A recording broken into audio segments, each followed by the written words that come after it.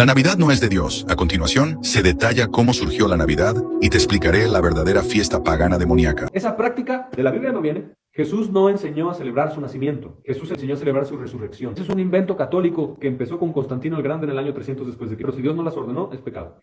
Muchos dicen que hoy es el cumpleaños de Jesucristo, prostituto, hijo del diablo.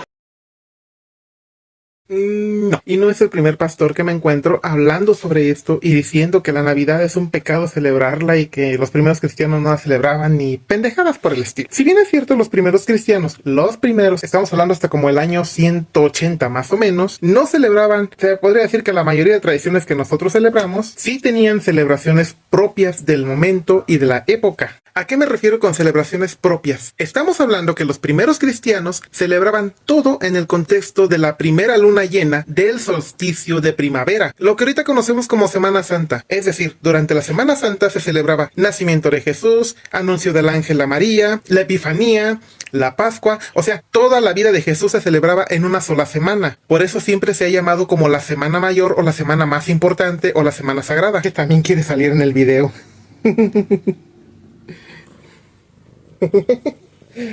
Espérate que me tapa la cámara.